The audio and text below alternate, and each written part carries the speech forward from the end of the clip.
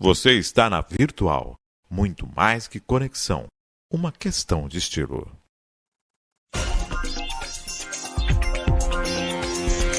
Virtual News.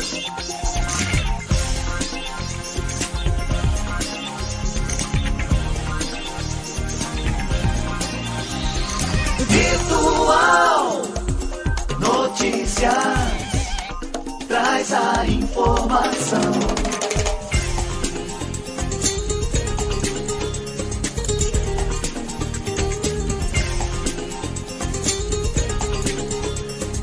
Virtual News. 10 horas mais 17 minutos, um bom dia para você. Começa agora o Virtual News desta terça-feira, dia 25 de julho de 2023. Um bom dia aos poderes constituídos, executivo, legislativo e judiciário. E um bom dia especial para você que faz parte do quarto poder, que é a sociedade organizada. Terça-feira de sol, ensolarada, estamos em pleno inverno, é o ninho tomando conta aí de toda essa situação, desse calor, né? Deu praia no fim de semana, se continuar desse jeito, vai dar praia novamente, né? Todo o litoral paulista aí agradecendo, afinal de contas, tem o pessoal para curtir a praia devido a esse sol de inverno, olha que loucura, né? É o ninho. 10 horas mais 18 minutos, para você que nasceu no dia 25, parabéns, tudo de bom, Deus abençoando a sua vida hoje e sempre. Um feliz aniversário. Virtual News hoje, ele está de volta, Alex Brasil. E hoje veio com a segurança, hein? Veio com a dona Iris, ela que manda em tudo. Ela que é a detentora de todo o poder, está aqui com a gente hoje, fazendo parte. Pai, filho, férias, escolar, tudo junto. Tá tudo junto e misturado. Agora, essa semana que voltou meio normal, que a mãe voltou a trabalhar. Mas agora, bom, tá aí. Hoje o programa vai ser esse bate-papo, Maria Clara nos controles eletrônicos. Bom dia, Alex. Bom dia, Iris. Bom dia, Márcio. Bom dia, Karine. Bom dia. Primeira participação dela no Seja bem-vinda. programa assim. Seja bem-vinda. 10h19. Vamos para as matérias do Virtual News desta terça-feira. Principais notícias desse 25 de julho de 2023. Incêndios florestais trazem morte e destruição ao Mediterrâneo. Justiça arquiva ação de Maria do Rosário contra Jair Bolsonaro. Aposentados do INSS vão receber quase 2 bilhões da Justiça Federal. BNDES seleciona 45 startups para aceleração em 2023. Caso Marielle delação premiada é fator decisivo para desvendar o caso. Santos adquire novo prédio para ensino em tempo integral de 400 estudantes. Estas são as pautas do Virtual News desta terça-feira. Agora, vamos para aquelas manchetes que não podemos deixar passar em branco. Para não passar em branco, Mega Sena acumulada, 70 milhões serão sorteados hoje. Governo publica MP das apostas esportivas com taxação de 18% sobre receita de empresas. Aí é matéria do G1. Prévia da inflação recua 0,07 em julho, menor nível para o mês em 6 anos. Está no RSEC.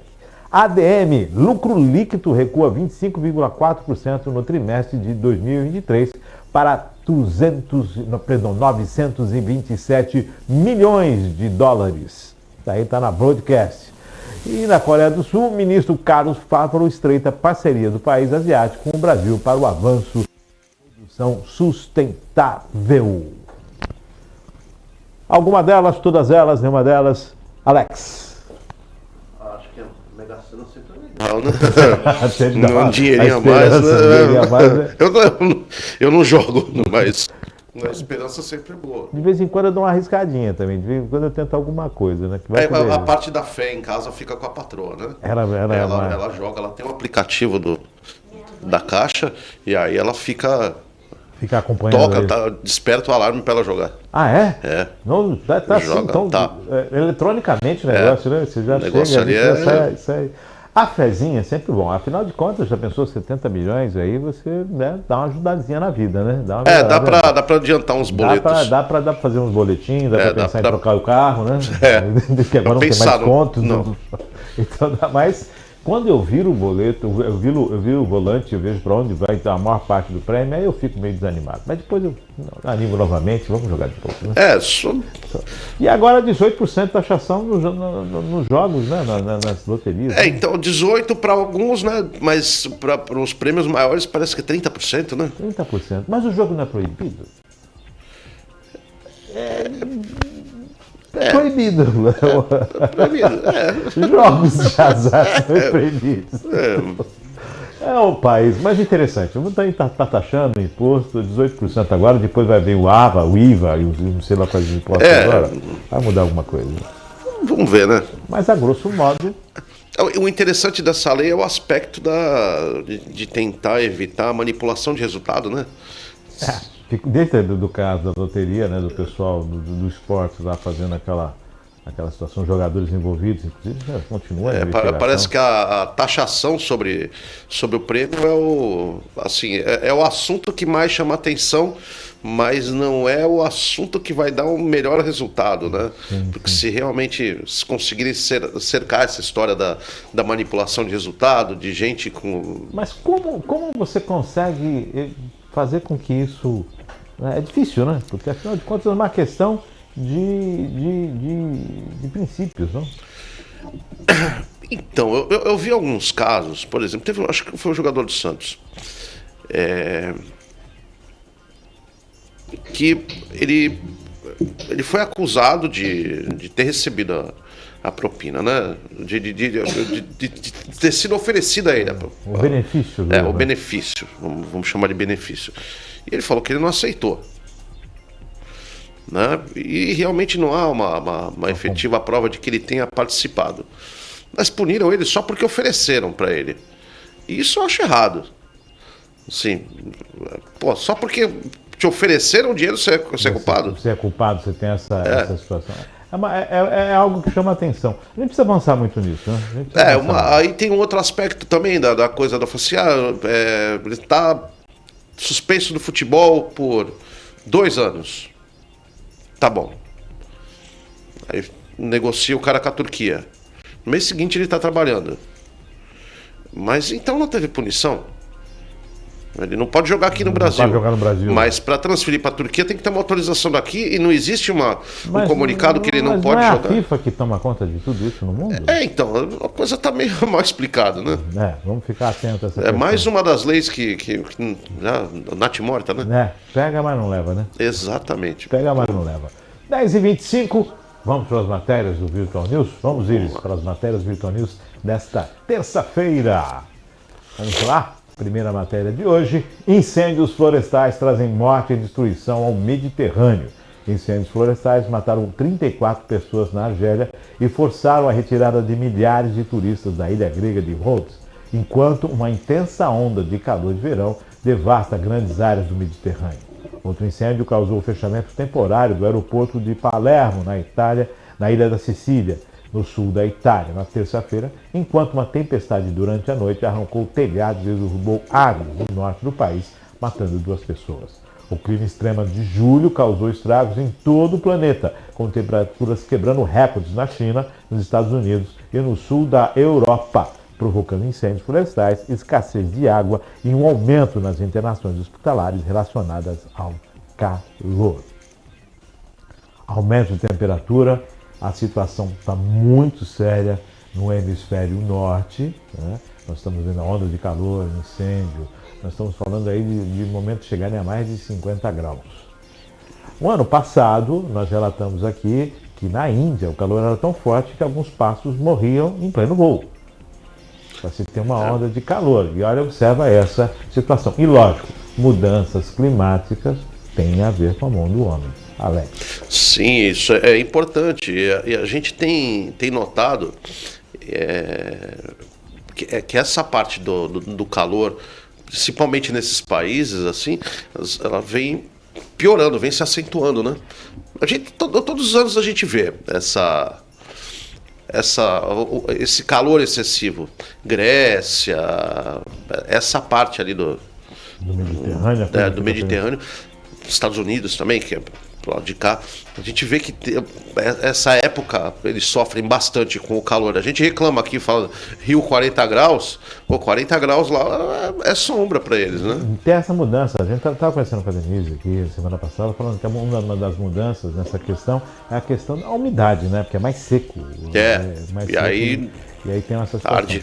Arde mais. Então, aí, incêndios, uma ilha sendo evacuada, os turistas saindo, 35 pessoas morreram na Argélia, devido ao vendaval, 2 pessoas, quer dizer, na Itália. Quer dizer, é complicado, né? Então a gente tem que ficar atento. Quando se fala nessa questão do clima, muita gente torce o nariz, fala, pô, isso é papo furado, mas não é assim não. Isso é dos acochados. Não, aí, tá vendo a situação, né? Não é tão simples. Se tá piorando gradativamente, né? Se todo ano tá ficando pior, precisa dar uma olhada para ver o que está acontecendo, né? Não, sem dúvida. 10h27, vamos sair desta quente, vamos para a próxima matéria do Virtual News de hoje. Vamos a mais uma matéria. Justiça arquiva ação de Maria do Rosário contra Jair Bolsonaro. A Justiça do Distrito Federal decidiu ontem arquivar a ação penal na qual o ex-presidente Jair Bolsonaro era réu por insultos contra a deputada federal Maria do Rosário. Na decisão, o juiz Francisco Antônio Alves de Oliveira verificou que, de acordo com a legislação penal, os crimes de calúnia e injúria imputados ao ex-presidente prescreveram, tendo em vista a data do recebimento da queixa, o período em que o processo permaneceu suspenso, o correspondente prazo prescricional e a pena máxima combinada no caso, verifica-se a ocorrência da prescrição da pretensão punitiva do Estado, uma vez que os transcorridos mais de 3 anos sem que tenham ocorrido outras causas de interrupção e suspensão, escreveu o magistrado. No dia 9 de dezembro de 2014, em discurso ao plenário da Câmara de Deputados, Bolsonaro disse que não só estruparia Maria do Rosário porque ela não merecia, em uma crítica à aparência da colega do parlamento. No dia seguinte, o então parlamentar repetiu a declaração em entrevista ao jornal Zero Hora. Posteriormente, a deputada processou Bolsonaro. O ex-presidente passou a responder às acusações no Supremo Tribunal Federal, mas o processo foi suspenso após ele assumir a presidência da República em 2019.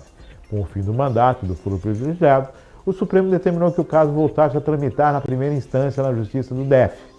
A defesa de Bolsonaro alegou que o embate entre Maria do Rosário e Bolsonaro ocorreu dentro do Congresso e deveria ser protegido pela regra constitucional de imunidade parlamentar que impede a imputação criminal contra suas declarações.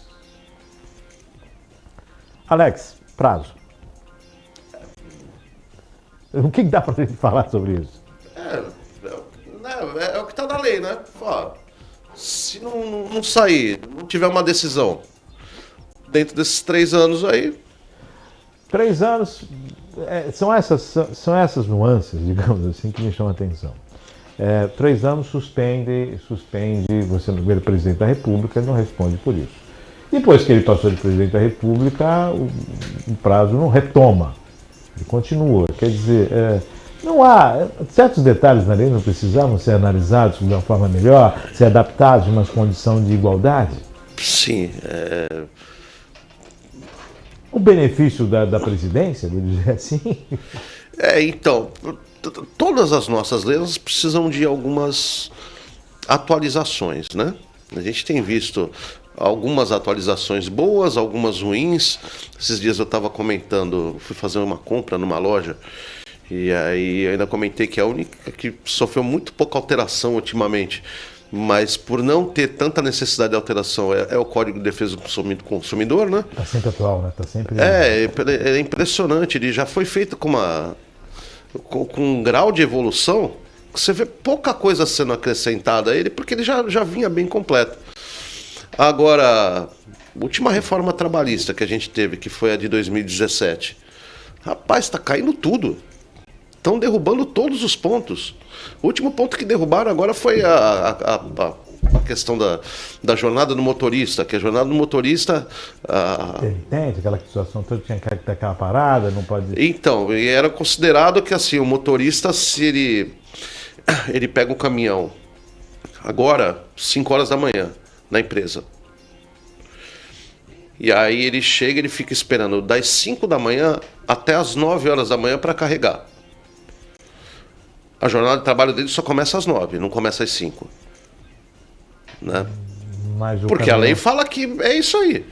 A anterior falava, ó, seguinte, das 5 às 9, ele está à espera, ele recebe 30%. Né? Um adicional de 30% pela espera. Se ele trabalhar, se ele ficar dirigindo por 5 horas e ele ficar 25 horas à disposição da empresa, ele não tem isso tudo de hora extra. Ele não tinha, né, isso tudo de hora extra. Ele tinha isso de hora à disposição. E aí é que entrava o problema. Porque passando da 30ª hora, a convenção coletiva fala que ele tem direito a 70 ou 75%, se não me engano, de acréscimo.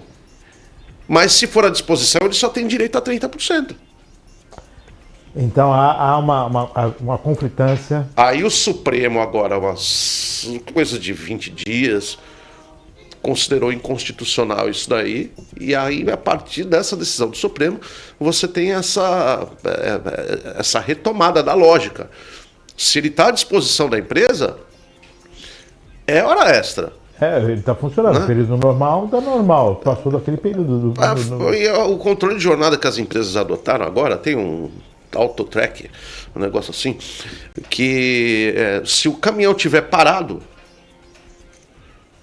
aí ele aponta lá, tempo parado. Mas você não consegue dizer se o tempo parado é para carga ou descarga, parado no trânsito. Teve um acidente na estrada, ficou 4 horas parado, o motorista não está trabalhando. Mas me chama a atenção essa situação de que, pegando esse caso do presidente, das lacunas da lei, ou então dessa má formatação, o motorista ele é responsável por um bem que vale muito dinheiro. Ele é responsável pela operação de um equipamento que pode causar um estrago enorme. E na verdade, eles não valorizam o tempo que ele está sob responsabilidade desse bem. Quer dizer, é difícil, né? Eu acabei chamando a atenção para essa coisa do motorista sem querer e lembrei agora. Hoje é o dia do padroeiro dos motoristas. Sim, São Cristóvão. São Cristóvão, então deixar os parabéns para todos os motoristas aí. Tá aí, parabéns aí para os operadores do volante, né? É muito importante, é uma função muito importante. Os operadores do direito observem aí a valorização e os direitos dos operadores do volante. Exatamente, é essencial. 18 que rola e o coração que chora, assim que chama. Agora, eram 18, né? Agora são 36. Eu não sei, tritrem, vai embora. E no caso do Bolsonaro, acabou, né? Acabou. Encerrou o assunto, é bom que tenha acabado dessa forma dele. Sim, lógico, nunca é bom que acabe, né, com prescrição. Mas um pouco para o pessoal também, para o eleitor do próprio Bolsonaro, acabar com aquela mania de perseguição que, usaram a prescrição para o Lula, mas e se fosse o Bolsonaro? Usaram também. Aplicou assim, a prescrição. Aplicou a prescrição, a lei é para todo mundo, não é para um só. Né? Pau que bate em Chico tem que bater em Francisco. Então tá batendo no Chico, batendo no Francisco. Infelizmente a gente observa aí que essas prescrições acabam prejudicando muito, mas tudo bem, né? 10h35, a vida que segue, é a regra do jogo, né? A regra do jogo é essa, gente. A regra do jogo só tem que jogar. Ou muda a regra ou mantém o jogo. 10h35, vamos para mais uma matéria. Aposentados do INSS vão receber quase 2 bilhões da Justiça Federal. O Conselho de Justiça Federal liberou 1 bilhão e 800 milhões de reais para pagar os atrasados de aposentados e pensionistas do INSS, Instituto Nacional de Seguridade Social, que venceram a ação de concessão ou revisão do benefício contra o Instituto. O montante irá quitar as requisições de pequeno valor, que são dívidas judiciais de até 60 salários mínimos, hoje em torno de R$ 79.200, em 84.091 processos, com 109.403 beneficiários. Para receber, o segurado precisa ter ganhado a ação sem que haja possibilidade de recurso, e a ordem de pagamento do juiz deve ter sido emitida em junho. O valor total liberado pelo Conselho em julho chega a 2 bilhões e 100 milhões e inclui, além das dívidas previdenciárias, outras RPVs, alimentícias, como diferenças salariais de servidores. Por exemplo, ao todo serão pagos valores de 185 mil beneficiários que vão receber 147 milhões de mil processos, perdão. O dinheiro é liberado pelo Tribunal Regional Federal, responsável pelo processo na região onde o segurado acionou a Justiça contra o INSS. Para saber se vai receber, o aposentado deve fazer a consulta ao site do TRF da sua região. Alex, sua área, direito. A morosidade, a demora e o atraso, vou chamar atraso, e digamos assim, o prolongamento do não recebimento, né? Por parte da Justiça. E agora parece que está fazendo um benefício, está dando um benefício, né?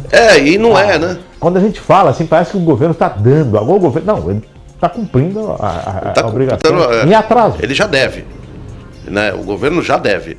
Então, assim, não é, eu estou fazendo um benefício. O grande problema nesse benefício, né, não no benefício em si, mas na situação toda, é que é o seguinte: às vezes você vê pessoas que estão esperando aí há alguns anos para receber esse valor que tem para receber na Justiça, e tem tá liberado aí de pequeno valor, 60, até 60 salários mínimos. E a pessoa está desesperada lá porque nunca recebeu o valor que era devido e tem 200 salários mínimos para receber. Aí ela vê, ela fala assim, bom, ou eu fico esperando mais até sabe quando, eu abro mão do meu dinheiro e recebo só 60 salários mínimos. A vantagem é para quem? É para o governo. O benefício é só para o governo. Só para o governo. Né? A impressão que se dá é que o governo está... não, ele está sendo corrigido pela Justiça a pagar o que deve. E de forma correta. Porque ninguém ganha na Justiça se não tiver o direito. Não. Se não for reconhecido que realmente aquilo é de direito. E no INSS me parece que sempre está atrasado, né? Sempre é atrasado. Sempre fica na fila. Sempre. Nós estamos falando agora de uma condição, tarefa de aumento de prêmio para produtividade no INSS, para peritos, para todo mundo, para ver se consegue desafogar as filas do INSS. Pô, quem está na fila do INSS é quem se aposentou, quem está precisando de um benefício, quem está precisando de um recurso. E essas pessoas precisam para ontem. Não é não é uma situação que pode se esperar, né? E agora que o governo há 4 anos vem fazendo esse mutirão, meu Deus, a gente vê essa situação aí. É muito difícil, né? Impactado isso. É difícil para quem recebe, mais difícil ainda, né? Para quem fica na esperança. Como você porque disse, assim, se você tiver total. 61 salários mínimos, não estamos falando nem de diferença de 60 para 200, estamos falando se tiver 61, você já não sabe. Ou você aceita os 60, ou você não sabe quando vai receber. E aí, se você acessar os 60, você dá tchau. Dá tchau, fala, eu aceito a sua proposta. Fala, mas é R$1.000. Tá, R$1.000. Estamos falando de 109 mil beneficiários aí, né? Enorme, 109 mil beneficiários. Então. Já começa com aquela questão de que a viúva só recebe 50% quando o falecido, né? Referente ao falecido de aposentadoria, que é um absurdo. Quando contribuiu para 100%. Contribuiu para 50%, né? Porque aí a mentalidade do governo é que se o marido morre...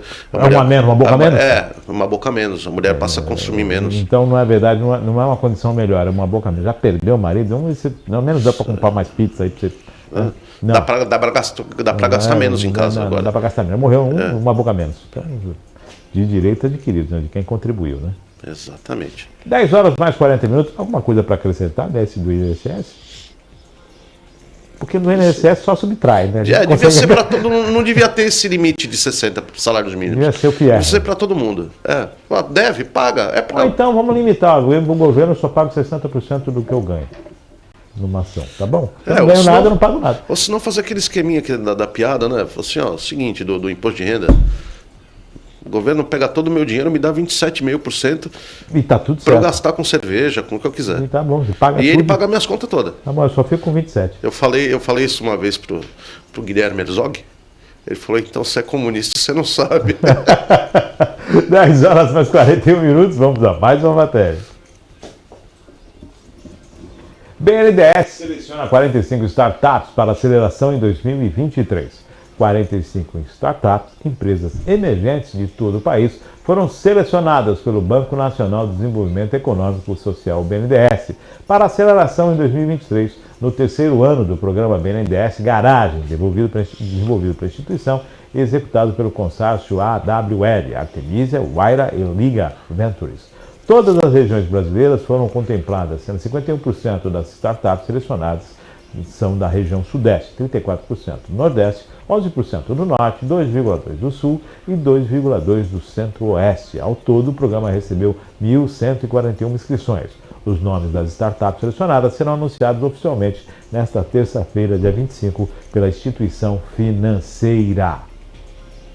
O programa BNDES Garage é inteiramente gratuito e apoia empreendedores e seus negócios de impacto em 2 estágios. Tração para quem já tem um negócio de impacto e quer apoio para crescer, e criação para quem está desenvolvendo um negócio de impacto e quer apoio para dar seus primeiros passos. Durante o período de aceleração, as empresas emergentes vão receber apoio individual de especialistas como acesso a mentores para aconselhamento e resolução de desafios, conteúdos sobre vendas, investimentos em impacto, serviços gratuitos e subsidiados oferecidos por parceiros, produtos, marketing digital e captação de recursos. Na parte final do programa, os empreendedores começam a ter acesso à conexão com potenciais investidores e empresas públicas e privadas que possam se interessar em conhecer esse negócio e fazer parcerias e acordos comerciais. Alex, eu vou dar um apontamento. Espetacular o programa. Muito bom a iniciativa. Só que irrisória diante do país. 45 empresas realmente muito pouco, né? É vergonhoso isso. Para um país que está saindo da pandemia, gente, isso não faz nem cosquinha. 45 mil já seria pouco. Já seria pouco. Você imagina 45 empresas. Só. Um BNDES. Para um BNDES, aquele que financia Porto em um lugar, não sei o que no outro, e que faz aqui, e que tem escândalo ali, e que empresta dinheiro, e aquela coisa toda, e o juro menor. 45 startups só. Então o BNDES tinha que fazer isso aí para todo mundo, né? Não é... 45 em cada cidade do país. Cara, não tinha que ter limite. Né? Não é assim, 45 em cada lugar. Não tem que ter limite. O cara chegou lá e falou, sou empreendedor, eu tenho uma ideia, mas eu não sei como tirar do papel. Eu quero empreender. Ou já tirei do papel, mas agora eu não consigo. Porque você é sócio mesmo, você vai ser meu sócio mesmo. O governo já é sócio, uns 40% de imposto que você paga. A ideia, como você falou, a ideia é excelente. Né? Eu tenho uma... Eu quero empreender, eu quero sair da situação que eu tô. Eu tenho uma ideia, mas eu não sei como sair dessa ideia. Então vai ter lá o BNDES, vai falar assim, você precisa de tanto aqui, sabe? Vai ter uma mentoria, vai ter um cara falando assim, essa tua ideia, ela vai sair bem se você fizer isso aqui. Mas aí você vai precisar de 10 mil, de 20 mil, de 30 mil. Tá aqui o dinheiro, você vai me pagar em tantas vezes. Então o empreendedor ele começa, ele fala, não sabia. E aí realmente agora virou. Ou a segunda sugestão, o cara fala assim, eu já saí do papel, mas agora eu emperrei aqui porque... Preciso aumentar, preciso ampliar, eu não sei como. Eu só ganho 10 mil e para eu ganhar 50, eu preciso comprar uma outra máquina para fazer... Aumentar minha produção, crescer, contratar. Tá. E o BNDES falou, tá bom, tá aqui o dinheiro que você precisa, e você vai me pagando aí em suaves prestações. Eu ouvi uma declaração há pouco tempo de que o BNDES tem que se preocupar com as coisas grandes, né? E tem que ter as ações para as coisas pequenas. Tem o Banco do Povo, tem algumas coisas. Só que, para quem vou dar um exemplo que você consegue entender e passar por isso no seu dia a dia, seja num carrinho de pipoca, num carrinho de milho, ou num ambulante que está desenvolvendo um trabalho. Aquele ambulante ele faz a gestão da empresa dele, que é o carrinho, que é o produto que ele vende. Ele aquece o mercado porque ele tem que comprar os produtos para produzir a sua mercadoria para vender, né? Ele aquece o comércio e ele tem uma função social e uma função econômica. Mas só um não, eles são vários, são milhões. Então esses são empreendedores também. E aí quando a gente chama a atenção do BNDES para apenas 45 startups, Gente, as startups, hoje em dia, as startups estão tendo dificuldade porque a grande demanda está sendo atendida. Então há uma competitividade em relação às startups de procurar solucionar programas novos diante dessa possibilidade da internet, do tempo rápido do smartphone. Só que os segmentos empresariais são inúmeros e o Brasil precisa crescer, depois de uma pandemia principalmente, não é? Então, não parece que... Retomou o crescimento, mas não o suficiente, né? A quantidade de gente que a gente vê morando na rua ainda é assustador. Desempregados, com uma condição desfavorável. Quer dizer, tudo isso tem a ver com o desenvolvimento do país, né? Eu falo quantidade de gente morando na rua e desempregado em todas as áreas. Está assustador até para o operador do direito. Então, legal o BNDES, bacana o investimento, show de bola. Até a questão do direito. Hoje em dia o advogado acaba que o escritório está sendo uma coisa pouco utilizada ultimamente. Hoje não tem, assim, os escritórios hoje são os grandes só. O pequeno advogado, os 90%, 90 e tantos por cento dos advogados que são os pequenos, eles entenderam que eles não precisam mais ter escritório. É aquela questão do home office mesmo, né? É home office maior parte do tempo, e quando não está no home office precisa fazer um atendimento, ele vai para um escritório compartilhado. Tá aí, alternativas, né? O escritório compartilhado hoje, vou falar da advocacia, que é o meu, né, é o meu dia a dia. Você tem as salas de apoio da própria OAB, e quero acreditar que a realidade seja essa. Em todas as subseções tem uma sala de apoio com o escritório compartilhado, e o advogado paga aí na faixa de R$20 por hora na utilização da sala. Na utilização da sala, o que eu acho bem interessante. O advogado fala assim: olha, eu preciso fazer uma audiência, essa audiência vai demorar 2 horas. Não seria o ideal, né, já que a gente já paga uma anuidade bastante salgada, né? Acho que, não sei se as pessoas sabem, acham que o glamour da profissão não permite todo mundo saber. Mas o advogado, ele já começa o ano devendo quase R$1.000, né?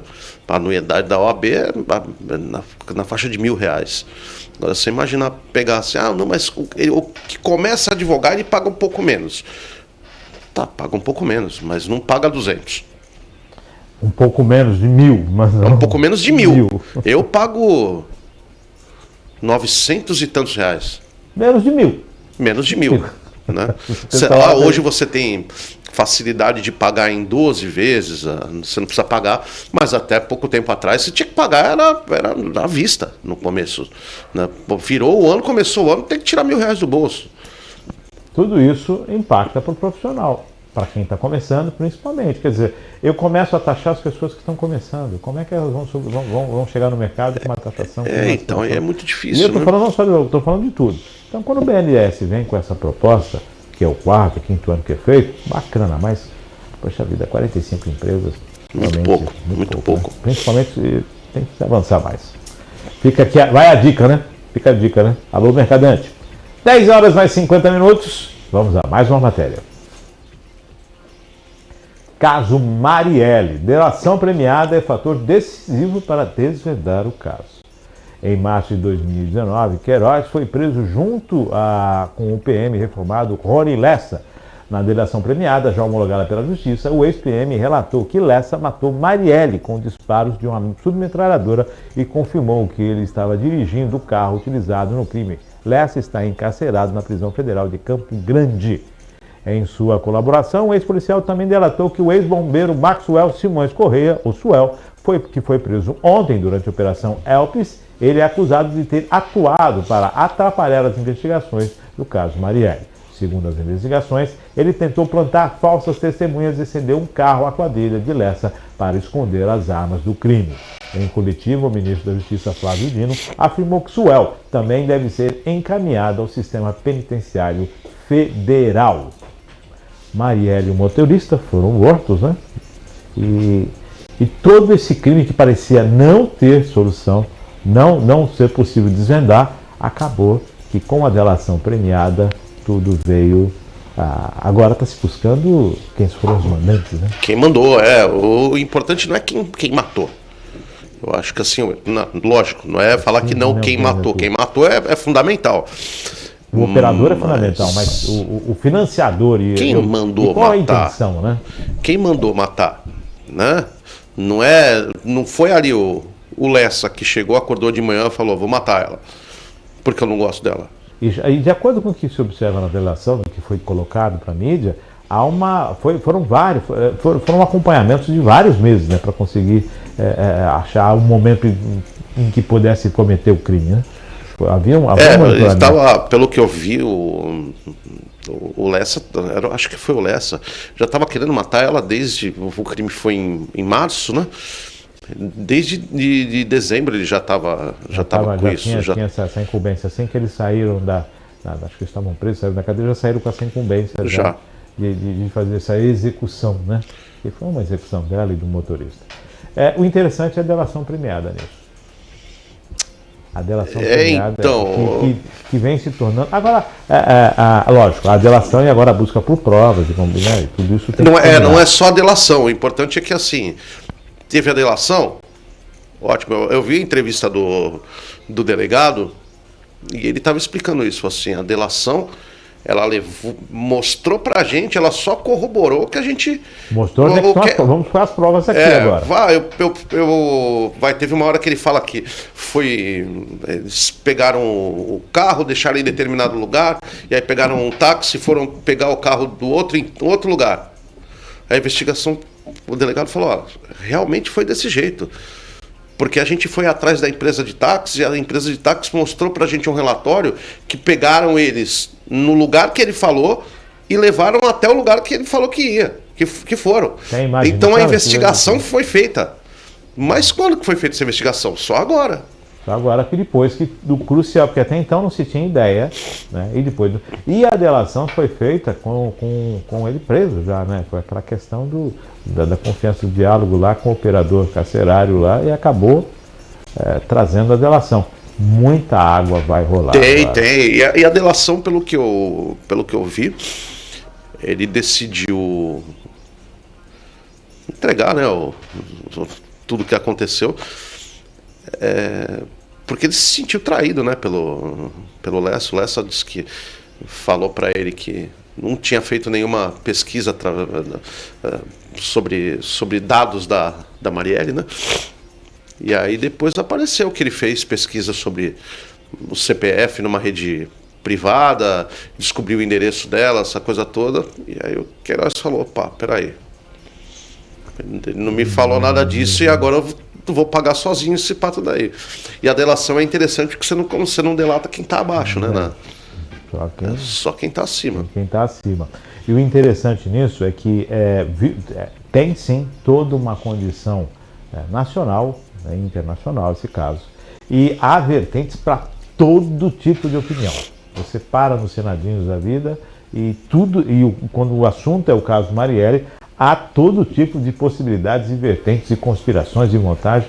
Só que o interessante é que quando esse caso vier à luz com todas as informações, é o que a gente espera, que possamos observar de que forma realmente o crime organizado está operando, né? Se é só o crime organizado. Aí é milícia, né? É o outro tipo da organização, né? Não foi o tráfico que matou. É com a milícia. Isso é claro que é. Então tem toda essa situação que vai vir a base. É igual a CPI de 8 de janeiro, né? Traz informação, vamos trazer informação, né? A gente fica aguardando a justiça e, claro, a satisfação em ver o desdobramento, porque realmente traz uma sensação de insegurança você observar que um caso como esse não se tinha a menor ideia de quem pudesse ter cometido o crime. A gente ouviu por tanto tempo, né, a mesma frase, quem matou Marielle, quem matou Marielle. Tantos anos a gente ouvindo isso. E agora se tem ideia, agora a coisa traz a ilustração. A delação, né? Moro deve estar contente com essa questão da delação. Opa, a delação então valeu. Funciona. Se for bem feita, sim. 10h56, vamos a mais uma matéria. Santos adquire novo prédio para ensino em tempo integral de 400 estudantes.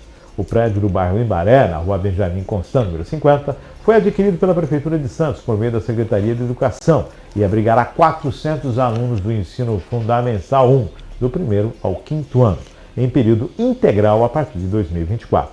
Atualmente, esses estudantes estão atendidos pela UME Florestan Fernandes, localizada no bairro, e que a partir do ano que vem atenderá apenas alunos do ensino fundamental 2.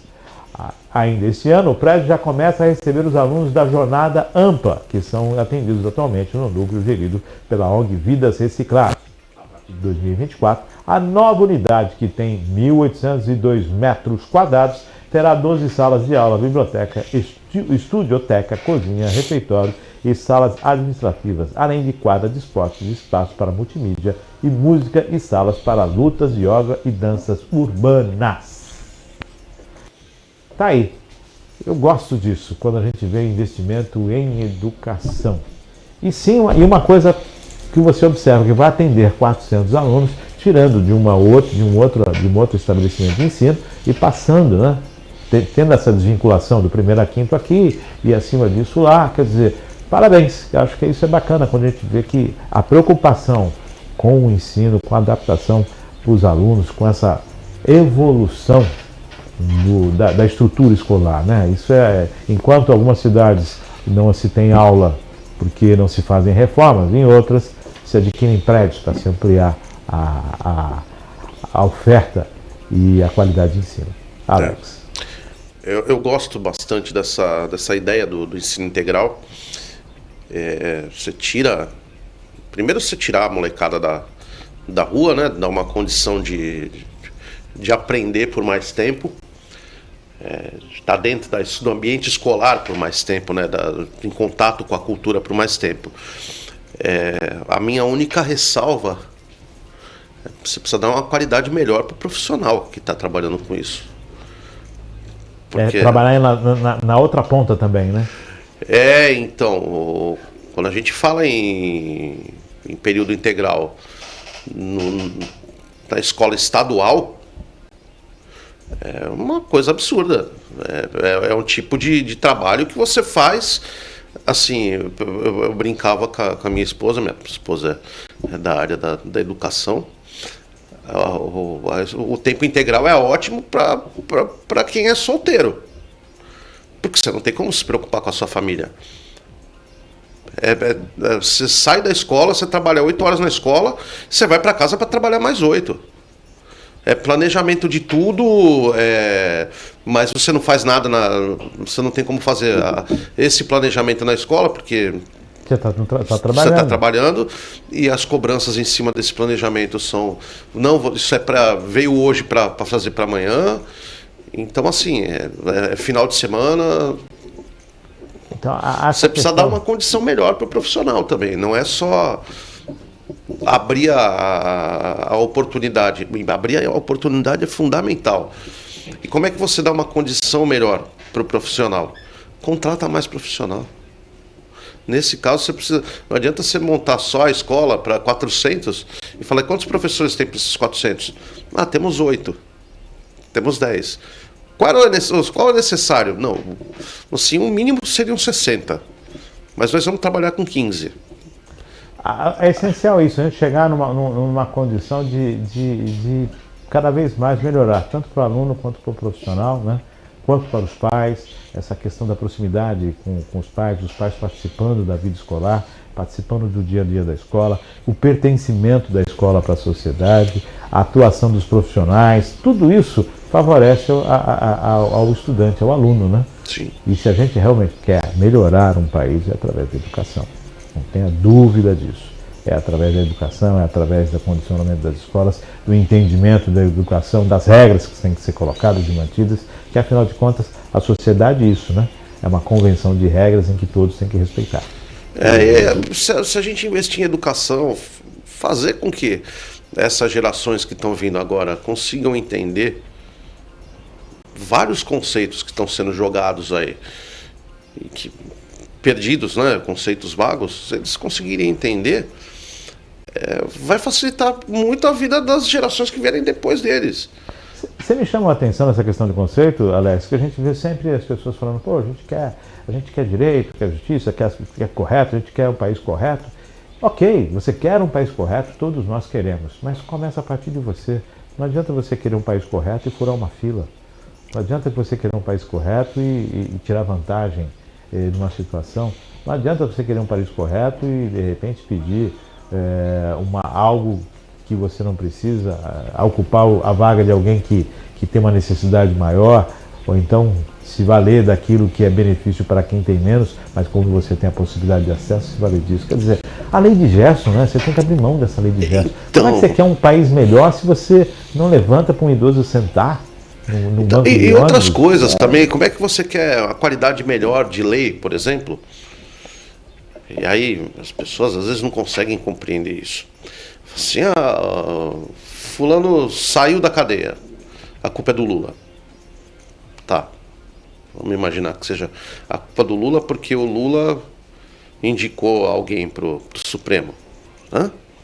Aí o Supremo foi lá e reformou lá o entendimento que vinha equivocado, ou falou, não, esse entendimento que está aqui na lei é esse aí, tem que ser cumprido, que nem a história da prisão em segunda instância, que todo mundo meteu o pau, falou assim, pô, mas cara, é o que está na lei, ninguém pode ser preso sem uma decisão que tenha transitado de julgado, né? A segunda instância transitou julgado, não transitou ainda, cabe processo para o Supremo, então não pode prender, né? Tem a vertente que acha isso é imoral, isso não é se é imoral ou não é outra situação. Muda a lei. Mas como é que você muda a lei? É trocando o presidente da República? Não, quem faz a lei é deputado. E como é que você vai fazer uma boa lei votando num ator pornô para fica aquela situação num jogador de futebol? E aí eu não estou falando nem em jogador de futebol que, né, um Raí da vida que você vê que tem uma formação boa, um senador que nem o Romário. O Romário aparentemente era um cara que brigava ali pelas causas lá que ele entendia justo. Você tinha jogador ali que nem como jogador era tão bom. Concorrendo, né? Eu vou chamar uma situação quando o Lula anunciou que iria indicar o advogado para assumir a vaga no Supremo. As pessoas falam, mas não pode, não sei o que. Pô, ele pode indicar, a lei permite que ele indique. Quem escolhe, quem aprova ou não, é o Congresso. Mas então muda-se a lei. O presidente não pode indicar, cria-se a regra. Não dá para ficar só discutindo e falando como seria. Faça acontecer. Agora, para fazer acontecer, você precisa entender do que realmente você quer do país. Se você quer um país sério, comece a agir sério assim que você levanta, né? Assim que vai sair. Não é só querer. Quer mudar o mundo? Começa limpando o seu quarto. Pelo seu quarto. É por aí mesmo. Então aí você... Até aí eu tento falar isso para ela. Você quer um mundo melhor? Arruma o seu quarto. É assim que a gente faz, né? E essa questão da educação é primordial. 11 horas mais 4 minutos. Encerramos, Maria Clara? Temos mais matéria? Encerramos. Eu quero ouvir aqui, tem condição de abrir aí o microfone da nossa correspondente, o representante desse público juvenil, infantil, juvenil, varonil do meu Brasil. Iris, seja bem-vinda, é um prazer ter você aqui. Infelizmente, claro, você não comentou sobre as matérias chatas que a gente comete, mas você pode falar sobre... Ela tá aqui meio estilo Barbie, né? Hoje ela tá... hoje ela tá, na verdade, ela tá não, né? Ela é essa candura, esse encanto. É minha filha, mas tenho muito orgulho Como é que você tem esse vínculo com a Barbie? Quem trouxe isso para você? Olha, assim. Sei. Foi sua mãe, foi uma tia, foi alguém conhecido, foi o que você viu na TV? Eu acho que foi mais parte da minha mãe. Você tem uma Barbie em casa ou não? Tem muitas. Bom, pronto, tá explicado. Quem comprou as Barbies para ela? A mãe sempre compra. Mãe, madrinha. Barbie. Minha prima, pela misericórdia, minha prima tem uma casa, não sei lá quantas casas ela tem, inteiras. De Barbie. Você já foi assistir o filme? Já. Gostou? Gostei. Curtiu bastante? O Ken te levou ou não? Não. Foi com a madrinha. Porque nessa época era mais o Falcon, né? Essa época tinha coisa a minha... G.I. Joe, esses negócios. A minha parte foi a do Falcon. A barba não... A barba não nega. Eu sou o Falcon que comeu demais no exército. Maria Clara, a expectativa do público jovem para o Barbie é maior do que o público que viveu aí o início do lançamento da boneca, dos anos para cá, não? Eu acho que depende, né? Uma das coisas que fez a Barbie... Não, eu tô ouvindo aqui. Tá, uma das coisas que fez a Barbie crescer tanto, né, foi o fator da nostalgia, né, assim. Então, a nostalgia das pessoas mais velhas, né, que cresceram assistindo Barbie. Legal, então tá aí. Sucesso para você sempre, seja sempre bem-vindo aqui no Estúdios. Alex, valeu a participação hoje. Vem participar em família, que isso é bacana. Isso é bacana também. Tá vendo só? Os comentários aqui são pais também, os filhos estão de férias, acompanham os filhos participam da vida. E é assim que funciona tudo em família. Isso é muito legal. Parabéns. Espero que você tenha gostado e que participe mais vezes conosco. Olha o sorriso dela. Alex, prazerzão ter você aqui com a gente. Cubo Mágico tocando fim de semana, direto. A banda embalada. Bastante coisa aí, graças a Deus. Agora, sexta-feira. Só. Se você não falar nisso, o pessoal vai cobrar, hein? Vai. O pessoal vai falar, opa, peraí, pô. Não falou da programação da banda. Cadê a minha agenda? Eu já sei que vocês vão estar tocando no Mangue. Então tem o Festival do Mangue aí também.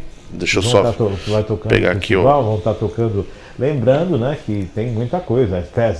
Festival Santos Jazz Festival, que começa amanhã, né? Também vai rolar. Começa amanhã, depois vai até no dia 30. Também tem uma programação aí. Começa no teatro e depois vai pro centro. Banda Cubo Mágico, como é que Banda Cubo Mágico, dia 28, sexta-feira, agora no Matilde, na Praia Grande, ali na Malé. Matilde. Rock and Roll. Bacana lá, casa gostosa também. Dia 29, no sábado, Estúdio Rock, em Santos. Opa! Então, você falou do Festival do Mangue. Festival do Mangue estaremos representando. A Família Brasil estará bem representada na cidade de Cubatão. Legal. Nesse final de semana. Vai ter um festival de dança entre 4 e 6 de agosto. Eu não vou saber te dizer o nome, mas eu sei que vai ter esse festival de dança no Cartódromo, que a pequena vai participar com o Estúdio Arabesque. Ah, legal, vai estar lá dançando. Estúdio Arabesque sensacional aqui em Cubatão. Eu sou muito suspeito para falar, porque eu adoro o pessoal, tia Camila, tia Raíssa. A pequena se sente muito acolhida lá. Todo mundo muito talentoso. Todo mundo muito dedicado. E nesse mesmo final de semana, o Cubo Mágico está aqui em Cubatão, fazendo provavelmente no dia 6 o Festival do Mangue. Bom, de antemão eu já vou dizer que a mãe vai acompanhar ela, se for no mesmo horário. Se for no mesmo horário, eu faço show sozinho. Você perdeu a plateia. A filha não foi, a filha já não vai e a mãe vai acompanhar a filha. Eu tô torcendo para que seja horário diferente. E todo mundo vai acompanhar. Vai no show hoje? Não, vou ver ela dançar. Vou ver ela dançar. Eu tô torcendo para que seja um horáriozinho, assim que dê para o dela. Pode ser até no domingo. Que eu acredito que o Cubo Mágico seja no domingo, porque a gente tem show fora no sábado. Certo. Né? Então, assim, quase 100% de chance de ficar pro domingo mesmo. Mas se for no domingo os dois, que o dela seja às 3 horas da tarde e o meu seja às 6. Agora você imagina ele querendo ver ela dançar, mas tá tocando lá também.